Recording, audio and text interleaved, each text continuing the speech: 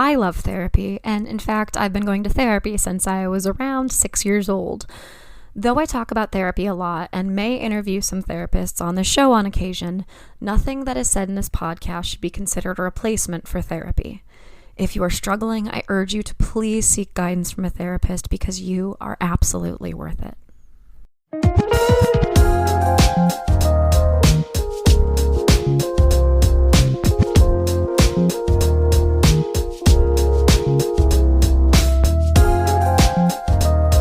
Hello everyone, you are listening to Wine, Dine, and 69, a podcast about dating, relationships, sex, and self-love.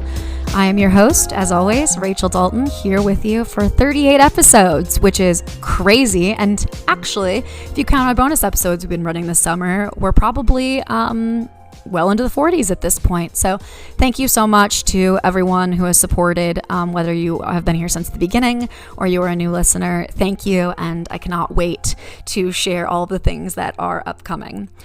First of which, I'm super excited to share today's episode. Today, I talk to the host of the Pillow Talking podcast, Violeta. We have a great conversation. It was really cool to talk to another podcaster, someone who kind of understands the hustle. And the Pillow Talking podcast is a really awesome concept. Normal, everyday people send in their stories, and Violeta reads them on the air. And they're stories of emotional intimacy in the bedroom or conversations that are had in bed, pillow talking. It's so well done. I just listened to my second binge today. It's my second time listening to season 1. And I actually sent in my own story a few weeks back. So maybe we'll be seeing that in season 2 of the podcast. But anyway, listen to it, and if you feel inclined, send in your story. It's a really awesome project and beautiful stories. I mean, some of them are sad, some of them are really happy. It kind of reminds me of, I say this in the episode, it kind of reminds me of Modern Love. And actually the second season of Modern Love dropped last week, so I also binged that this week. It's been a lot of just beautiful stories of love and connection this week. So no wonder I'm in my feels a little bit. So I guess before we jump into that, where's my transition going to be? TV shows. So there's this new TV show coming out. It's the 3rd season of American Crime Story. I believe it's called Impeachment. And it got brought up a few weeks ago when one of my friends and I were discussing our earliest memories. Both of us actually remembered that JonBenet Ramsey was like one of the first news stories that we could recall. And partially part of that was probably because we were around her age at the time that she was killed. And so I'm sure we were hearing a lot about that, or at least picking up on our parents' anxiety at the time. But the other big story that I remembered was the Clinton scandal, the Clinton Lewinsky scandal. I remember it partially because my mother had to explain to an 8-year-old me what a blowjob was, which I'm sure was not a fun conversation for her, but necessary. It was everywhere. There was no way that I was going to be able to avoid it. But anyway, that conversation with my friend about that memory and about that television show that's coming out, which I was relieved to hear is being produced by Lewinsky. It would feel wrong somehow if it was just another retelling of her story. Reminded me of probably my favorite ever TED Talk that I've ever watched, and it is called The Price of Shame, and it is done by none other than Monica Lewinsky. And she comes out of the woodwork. You know, she's kind of been in hiding more or less for years, trying to recover emotionally from the trauma that she underwent. And she talks about how that experience that she had was kind of the first time that the internet rallied, and it was like a mass internet shaming.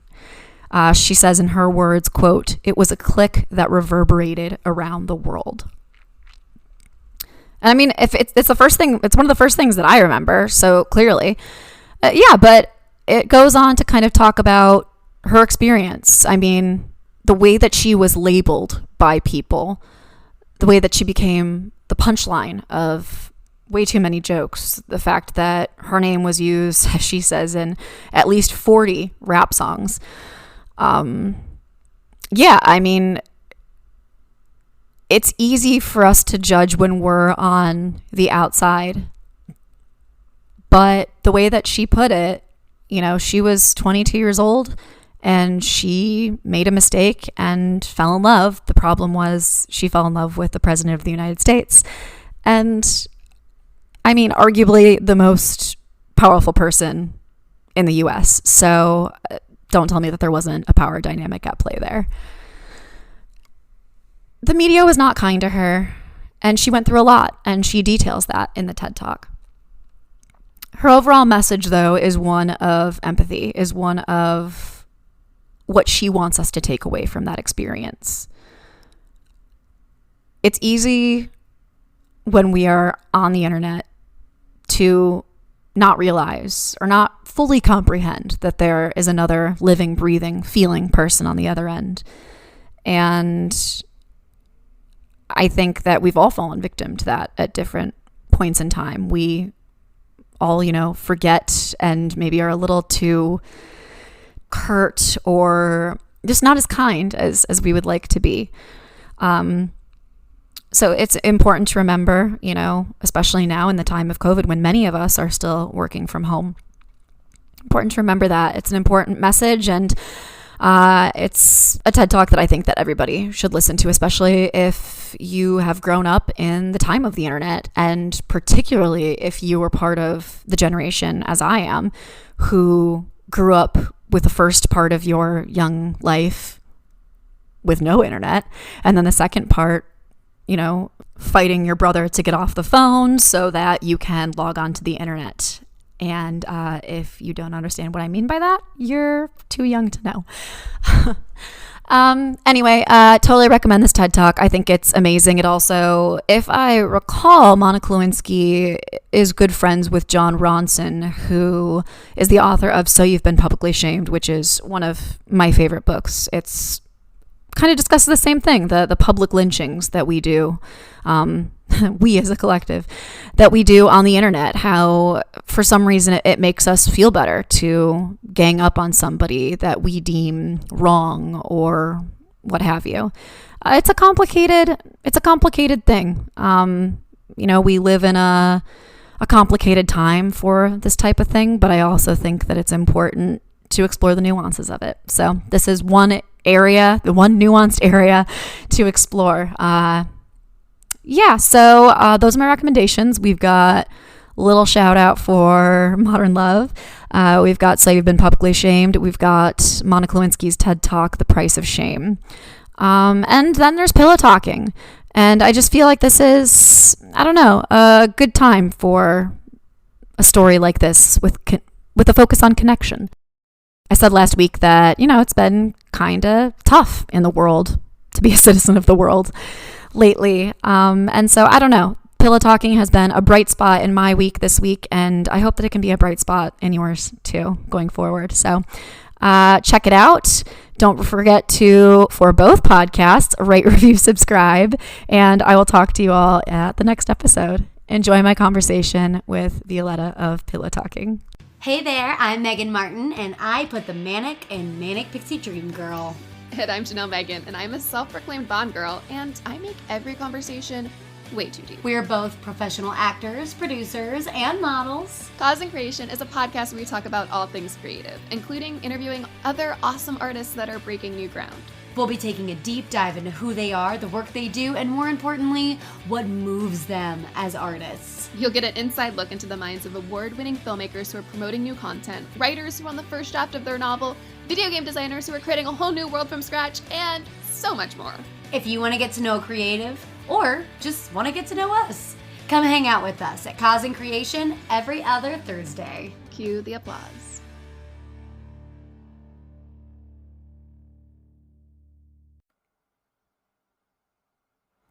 Hello, everybody. Welcome back. I am here today with my guest, Violeta. How are you today? Good. How are you? I'm doing well. We were just discussing our huge time difference that we have to reckon with in scheduling this. You are, which city are you in? I am in Melbourne, Australia. Melbourne. Okay. Yeah, so it's like a 16-hour, 14-hour time difference, I think. Yeah. Yeah, look, I'm not good at maths, but yes, it's 10 p.m. here and Yes. 8 a.m. where you are. Yeah, I'm in the East Coast of the States. So I'm very excited to talk to you today because you have a podcast that's really cool, and I've been listening to it all week, actually. Thank you. That's really, really lovely to hear. Yeah, I mean, partially like I want to listen to the podcast to prepare, but then I was like, ooh, I really like this. First, let's kind of start off with you telling me a little bit about yourself. Like, what's your story? Okay. And how did you come to be here? Okay, all right. Well, where to begin? You'd think I'd know, given that, you did forewarn me that I was going to tell a little bit about myself. But let's see. I'm Australian, born in Argentina, and I'm a writer. And I've literally been a writer all my life. I went pro very, very early. I was still a teenager when I became a writer, actually. And these days, I have turned to the dark side and I work in marketing. So that's where much of my writing efforts go on a 9 to 5 basis. But I have kids, I have a family, and we're a pretty creative household of, storytellers and, you know, uh, creatives and arty people and people who are interested in stuff that's going on in the world. And it's a very geeky kind of an interesting household that I head up here. And and I've got this podcast called Pillow Talking, which has absorbed my thoughts and my time for the past year. And it's my return to storytelling after a long hiatus. Sure. And just loving it. Yeah, it's really beautiful. And one of the questions that I wanted to ask you is if you had any inspirations, because it reminds me so much of Modern Love, the New York Times. Yeah, it just goes to show that every idea has already been had, because I hadn't actually listened to Modern Love and what goes into your non-conscious brain. It's just myriad things that go in there, but I was aware of the series on one of the streaming platforms. I can't remember which one, but I was aware of it and I'd seen a couple of them. And I'd also been listening to Esther Perel's podcast. I mean, who doesn't? And also a great show. I don't know whether you caught it, called Couples Therapy. That features real couples in a therapy setting also. And that's cool. It's really cool. And she is quite a remarkable therapist. Her name is Orna Goralnik. Okay.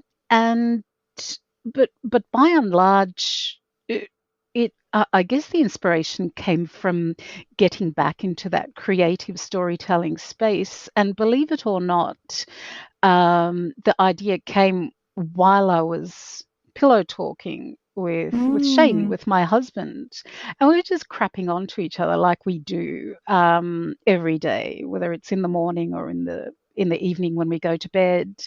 And I was laughing at something stupid he'd said, like so many times, and we're just having one of those really lovely moments. And I said, this would be a great podcast if I could share the stories that of people's intimate conversations. And I think maybe at the time too, given that we were in the middle of a lockdown, and here in Melbourne, our lockdown was pretty extreme. We had 4 months of not being able to go anywhere. So it just locked away. And maybe there was a part of me that hoped that no matter how bad things got, people were taking time to acknowledge and honor those small moments that maybe in the grand scheme of things might not seem like a momentous event in your relationship, but they're the kind of thing that keeps everything oiled and smooth and lovely. I was Definitely. hoping. Yeah. No, I think you've like really accomplished it. And I mean, what's cool is that it's so specific to like these very moments. Like I think Modern Love covers just kind of relationship stories in general. But I mean, you've really nailed down to this like really particular area of relationships that is so vulnerable and so intimate and like private. And it's really cool. And you narrate all of the stories as well. Yeah, well, it's funny because that idea came to me from a completely different podcast. This was just a completely incongruous. One of my friends had suggested this podcast to me. It's called Let's Not Meet, and it's Oh yes, you know it. All right, so for anyone who hasn't heard of it, it's like real life horror stories, and I really got into that for a long time, and I was struck by how involved and engaged I was, even though it was a single person narrating, and the ability of him to actually make me feel something, to the point where I'd be driving to work and I'd be listening to it and I'd be going, no, that kind of reaction. And I thought, at the end of the day, it's the story, and it's not necessarily making it fancy with fancy music and fancy production. I'm not saying he doesn't have production values, which he does, but without going into all of that supplementary stuff, the story is the thing at the end of the day. It's very basic, very just the structure. Yep. Very cool. Well, I guess, you mentioned your family. Like, how many kids do you have? Tell me about your relationship, your self-love journey. Right. Oh, look, that's actually a really good question. So, my relationship and my kids. Okay, so I've got 5 kids in total, which is 3 of my own and 2 stepdaughters, and that comes from being in my second long-term relationship, second marriage. And he and I have been together now for coming up to 14 years and married for 10. Wow. And it's been the experience of a lifetime, this marriage, because it's just taught me so much. It's taught us both so much. We've got a lot invested in it, and having come from other relationships, we were very, very clear about what we were willing to accept and what we wanted to include in this relationship. And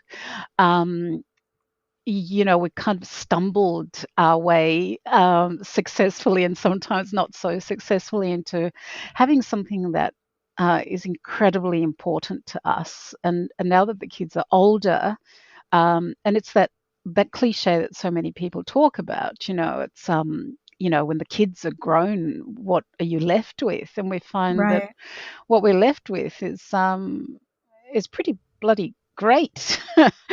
Amazing. A lot of people don't have that. Yeah, well, this is the thing. We got together after being hurt, and I wouldn't say that that fear is a great motivator, but it certainly gets things started. It's a good motivator for the first 5 minutes that you say, okay, I don't want to get hurt again, and that's a good starting point. And then after that, you go, okay, now that I'm not so scared anymore, what is it that I actually want?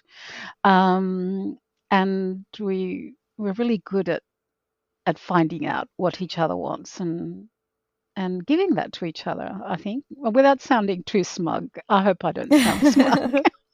No, I mean, and it's so much work, right? Yeah, absolutely. It's not, relationships should be easy to a point, but no relationship is just flawless. No, absolutely. I remember a friend of mine, and she was an older lady, and I remember her telling me that she and her husband had never had an argument ever in their like 30 years of marriage. And I went, okay, who buckled here? Because I don't know anyone who's in that sync, that they can just never Right. argue. I'm thinking, someone had to give. Someone had to kind of go, all right, not doing this. Right. Yeah. No, I think I've been in a partnership for I guess almost 4 years now. Wow. And in the beginning, he would always say, I can't ever imagine us fighting. I can never imagine us, arguing. Like, I don't think we're ever going to argue. And I would just be like, ho, just you wait. I mean, not saying like I want it to happen, but I just, I'm a long-term relationship person. I've had, a string of long-term relationships, and, I just knew it was to come. But to our credit, like we argue, but we don't fight. That's brilliant. Which I think is so important, That's absolutely brilliant. And there's a distinction. There is, and it's one that we had to learn. So Shane and I, when we started off, we were both very like he calls it, he says we're bolshy, we were both very, no one's going to do that to me. And and we started off, and I started having the very first fights I'd ever had in my life, and they were the first to him as well. And we were newly married, and we were having these raging fights, and it was it was our best time and our worst time. It was like heaven and hell. And we actually ended up going to counseling within the first 6 months. And it was because it was important. We just went, oh, we're not doing this. And we're not doing this particularly well. Like when we do it well, it's great. But the rest of the time, it's we've got problems. So we got ourselves to a very good and very tough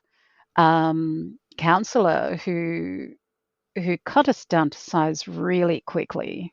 And the first thing he said was, oh, you're so pathetic at communication. Oh no. He said, what makes you pathetic is that you think you're actually good at communicating, but you're actually not. And we just went, cheer, and we just shrunk down, our ego deflated. And from that point on, we're able to build to the point now where we can have an argument without fighting. It took some work. Definitely. And I think it takes a lot of, I think if I hadn't been in a relationship prior to this one where we had fought so much that I might, feel differently. But I was like, nope, I have a sense of I went into this like really wanting to get it right because, I could tell from the beginning how amazing he was. And so I was really dedicated to getting it right. And I still am. That is brilliant. And it's that dedication that makes all the difference, right?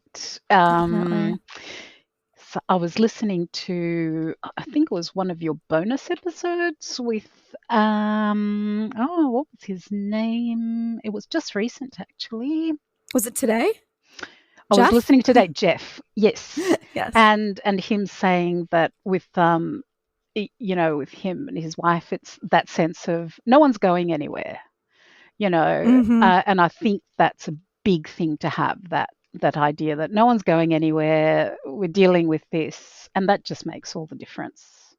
Absolutely. No, absolutely. I think once you're in, you're in. And I think that's what's so cool about marriage is it's that commitment to like really try. Like it's like, nope, like we're like in this. And not all marriages last, and sometimes for good reason. But it's that commitment to be like, no, we're really committed to making this work. Absolutely.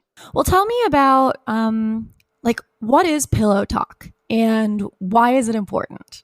Okay, all right. So pillow talk is they're those intimate conversations you have in the bedroom and usually in bed. and I guess that's the clue to what they are. It's that moment of intimacy, and that's one of the things that really captivated me about Pillow Talk is the idea that they're conversations that are unlike the conversations you might have with your significant other anywhere else, Mm-hmm. because it is private, um, it because the bedroom is a place of many things. It's it's symbolic as well as functional, and we tend to, when we enter it, we do enter a particular mental and emotional space as well as a physical space.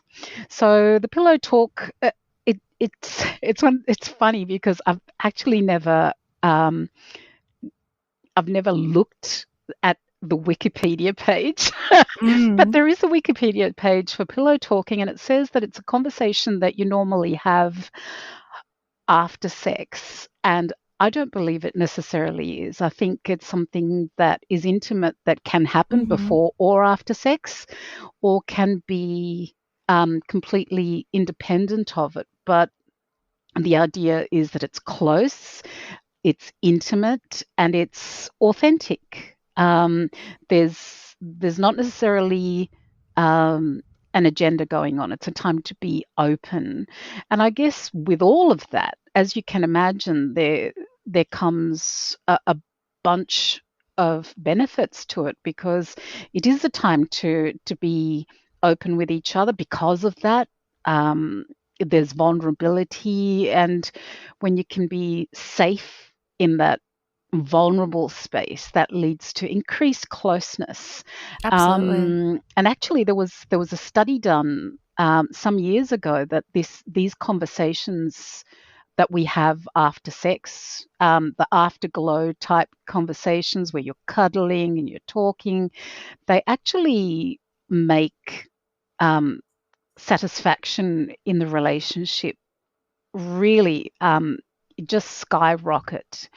And and I think that's actually something quite significant. It makes sense to me because it's something that I have and enjoy. But if you haven't had it, it's one of those things that makes you think, oh, really? Something that simple.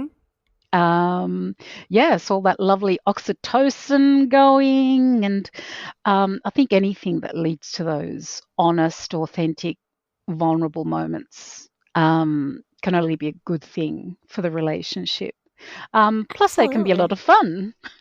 Yes. Yes. It doesn't always need to be like serious and solemn. It can Oh, be absolutely. giggly and stupid, you know?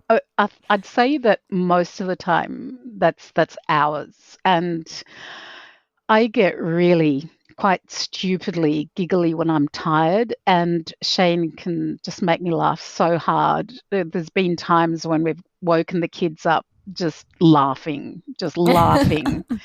The next day, I revisit what we talked about, and I go, "Yeah, wasn't that funny?" But at the time, That's hysterical, yeah, definitely. And I mean, I think about it too.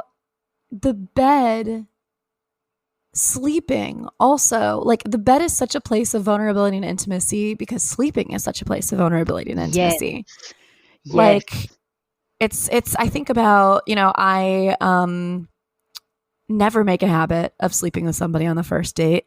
mm, But when I met my current partner, I don't know what it was about him, but I had just met him online a few days prior. yep. And I had just met him in person, maybe 5 or 6 hours prior. And I just, like an idiot, traipsed home with him. And now I'm like, oh my gosh, you could have murdered me. Like, I slept next to this person the first night that we Yeah, met each other, like was in a place of complete vulnerability, could have snored. I don't even know. And like, I mean, luckily it worked out, but like sleep is so vulnerable. absolutely. It really, really is. And I think it was just this last episode I had a story about that, and I'm guessing it was a fairly young woman who wrote it. because she said that it dawned on her that this was the first person who'd seen her sleep I since, listened to that one. Yes. yeah, since her parents. Just that realization that, well, your parents had your best, your safety and your well-being in mind, but what about this one? What are they intending to do? Right. It's incredibly vulnerable. Just sleep on its own. Yeah. And so I think by that, like, it makes like the bed a place of, I mean, you sleep there, you have sex there. Those are two really vulnerable and intimate things. So Yeah. it makes sense that these conversations would happen there too. Yeah, absolutely. And I think that for many conversations, that's the place to have them. I think they're the best place, just because there is that safety, and also that it can also be a time that's just for the couple. And I talked about this as well, that this is one of the great things that I managed to do this time around, or we managed to do. I can't take credit for it. This time around was this idea from a book we read.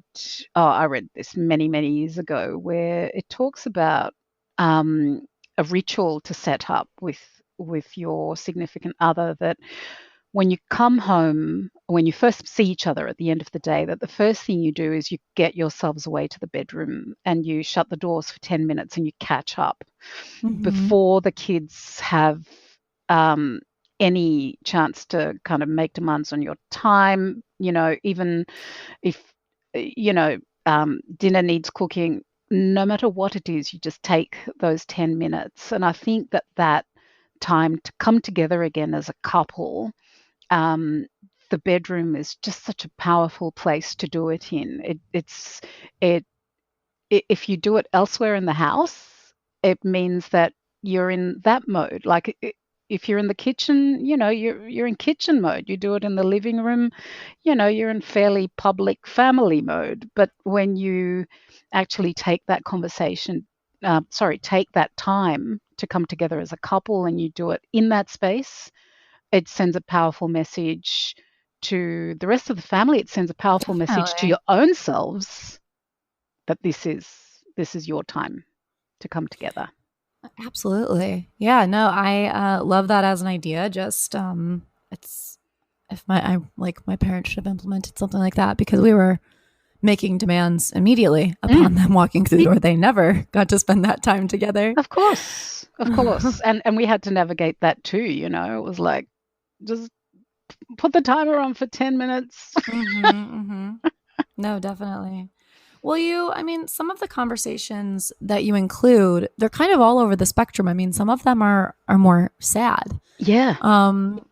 Tell me about those and why you felt it was necessary to include them. I mean, there's different types of pillow talk. It's not all, Yeah, exactly. And look, and I think that that's one of those things that I wanted to do as well. I wanted to challenge myself and explore other ways of having a relationship. And this is one of the things that I'm enjoying doing. So I've got kids now who are, they're adults, and even though sometimes it's a bit ouchy, I do embrace when they point out that the world isn't the way I think it is, and people have all kinds of relationships, and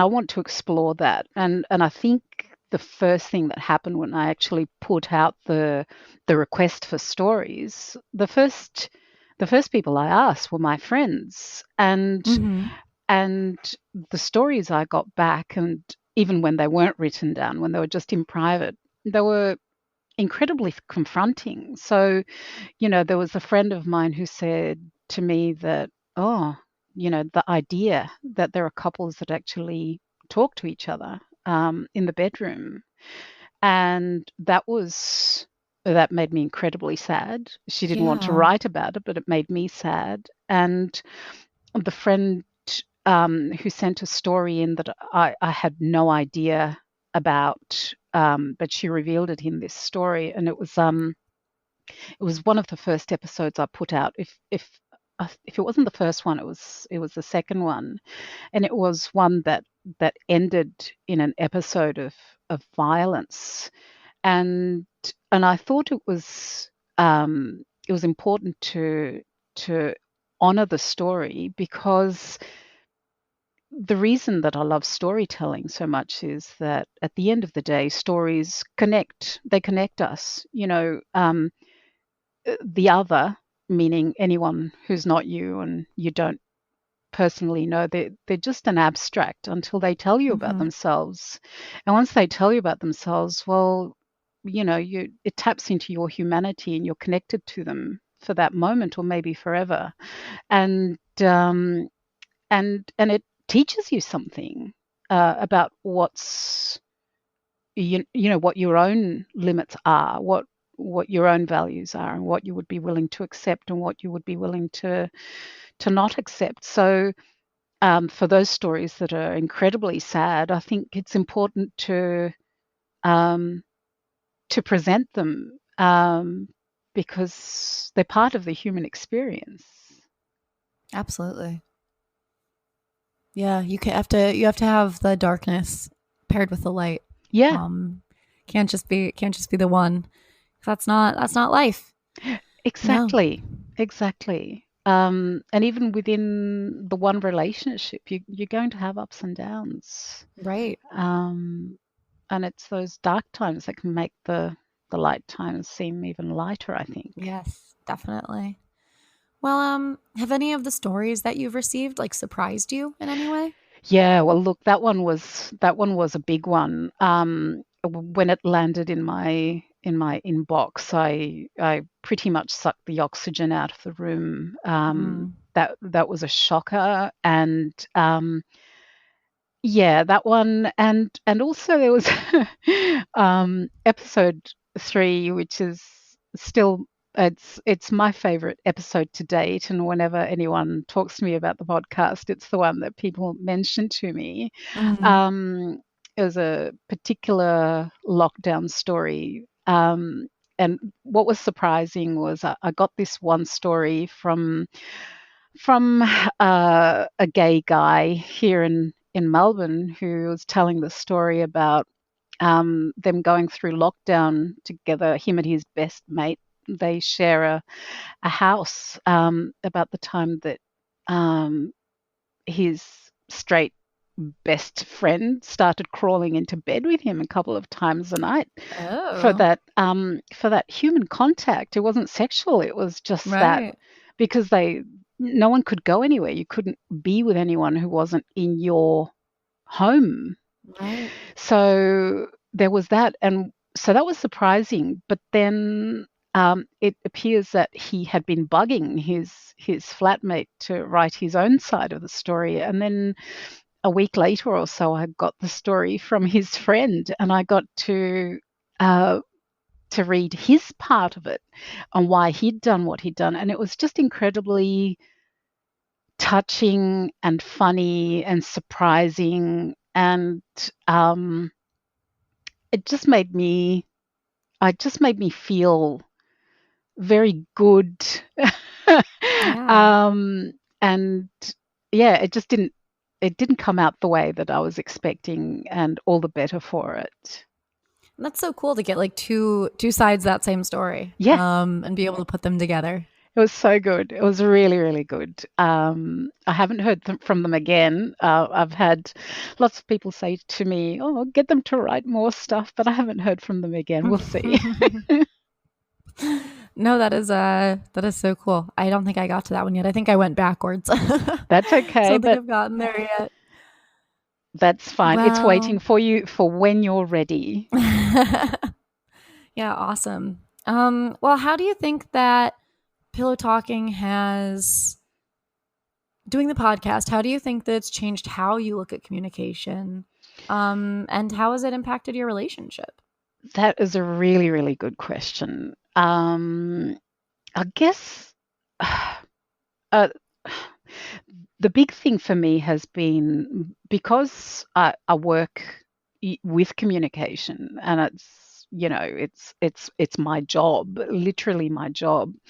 One of the things that I've always said about communication is that people are often saying, oh, couples need to communicate. And I've always said, or not necessarily couples, whatever, we need to communicate. And I've always said, well, communication isn't the end goal.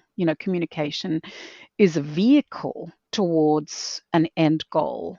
And what I've discovered when doing this podcast is that, at least in this context, that with pillow talking, communication is totally the end goal. The whole point of it is just the talk. And it reminded me of a beautiful little line that I never forgot from a novella I read in high school. It's just burned into my memory. The novella is called A Month in the Country, and the narrator is talking about, he says, he's talking with these kids, and he says it was talk for talk's sake, like many children enjoy ice cream. And I thought, that's it. That's what pillow talking can be, is Right. that it's just for its own sake, and just enjoyable for that, and not necessarily with an ultimate purpose. It can have, and it will absolutely have all these benefits that we talked about earlier. But I think that even if you do nothing else and you just enjoy that time where you're just communicating, that is its own thing and doesn't need defending in any way. I just think it's gorgeous and great, a great thing to do. Absolutely. Yeah. And in my own relationship, it's made me a little bit more aware. It's funny because a couple of weeks ago, we went through a bit of a period where we were just flat. Things weren't bad, but they were just flat. And Shane said to me, you know what? You've been coming to bed at all hours, and we haven't had any pillow talking, and that's what you're podcasting about. So I put it to you. Oh. And so we went to bed early, and we spent an hour and a half just talking, and it was just there was nothing important. There was no, well, let's discuss the state of the world. It was just, so how about this then? Just gabbing. Just gabbing. And it just made a massive difference. We both woke up in the morning and we went, oh, we feel so much better, and we felt energized, and we were all cuddly and loving again. And it was like, well, that was something. Yeah, I mean, even just like listening to you talk about this, my partner always, it's kind of a running joke in our friend group, because I love being in bed. I'm actually recording this from bed right now. Oh, you rock. And that's not because, I mean, I'd probably be recording from bed even if I just moved and my new couch hasn't been delivered yet. So, I mean, my bed is like what I have. But it's kind of like this running joke that like Rachel loves sleep. She's a Taurus. She loves sleep. Mm. And she also just like, it's really hard to get her out of bed. Like my partner would always say, like, I kind of just have to like have sex with you to like get you to like go to the bathroom and get out of bed, get moving. But I realize now that I just love that time of connection. I love that vulnerability. It's like my comfortable spot. And when I'm with my partner in bed, it's I love that conversation that arises. It's such a place of connection, and I want a significant, because we don't live together, so we see each other on the weekends and sometimes during the week. And so I need that time. I realize, like, literally in the last 5 minutes I'm putting this together, to be able to feel like I'm getting our weekend off to the right foot. Yeah, absolutely. So, very Absolutely. interesting. Yeah, and it's got to do you. These conversations have to do you for the week that you're not together. Right. So, well, he next week is moving across the street from me, so it should be a little easier. That will be handy. but yeah, so just kind of worked out that way. So it's interesting, just kind of again thinking about like the vulnerability that the bedroom offers, and again, like we're talking. It's funny because you said that like pillow talking so frequently gets lumped in with this idea of like post coitus, but it's not necessarily. I mean, we haven't really covered a lot of the sex stuff when we're talking about this. It's just kind of about the nature of being in bed. Yeah. Yeah, absolutely. And look, and if it leads to it or it's afterwards, Sure. that's fine. But I think it just goes to show that intimacy is so many things, you know. Yes. And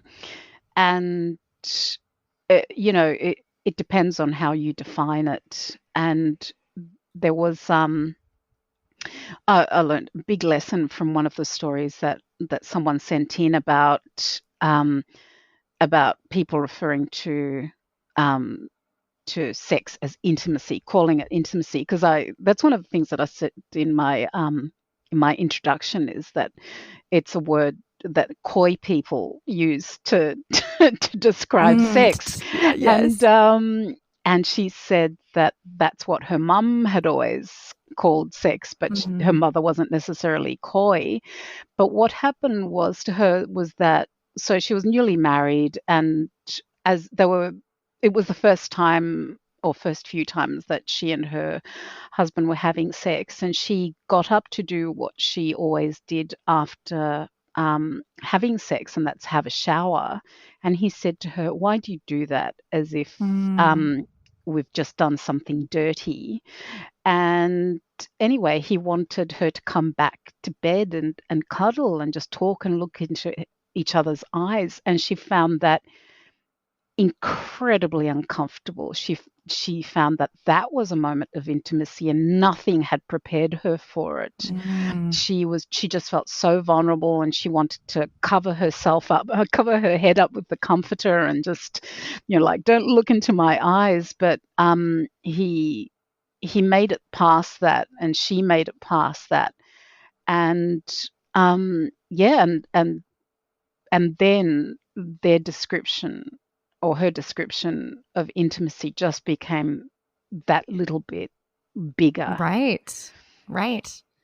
Yeah. I mean, sex is intimate, or it can be, but it doesn't have to be. Like, some people, I mean, before lockdown, hookup culture was rampant. Yeah. And like, sex doesn't have to be intimate. It can just kind of be a thing that you do that by nature is intimate because, you're undressing. But intimacy is more about like the mental effect that it has on you, right? Yeah, absolutely. So. And I think, and to me, it's one of those things that I yearn for, is that level of connection with whoever it is. And and sometimes, they can be quite fleeting, but you still have them. They can be with friends, they can be with loved ones. They're just those moments that you have, that where you just have you share something that it's not easily definable, but you know that that's what it is. It's intimacy. Yeah. You're both in a particular place at the same time. It's a bit hard to describe. No, but once you know it, like, you know it. Yeah, for sure. You recognize it. Absolutely. Yeah. Well, are there any like solid communication tools do you think every couple should work on? Do you have any like fun pieces of, I know you're a storyteller, but like you've gleaned a lot from these conversations, like relationships, sex advice. Okay. Well, look, yes. Let's see. A solid bit of communication advice. This one is courtesy of our hard-won lessons as a couple. Here's something that we do. This is one of our communication tools. Is only one of us is allowed to go nuts at the same time. So you're allowed to go nuts, either one of us, but not both at the same time. So that's a really good thing to keep in mind. And if you feel like going nuts, you can take your turn later. Yeah, So, define going nuts too. well, when you're going through a really tough time Yes. and you're just not, yeah, when you're going through a tough time, when things aren't gelling, when life is particularly hard, it's really good for one person in the relationship to hold space and the other Right. for the other one who's going nuts, and then you can take it in turns. But when both of you go nuts, it's quite difficult to sustain.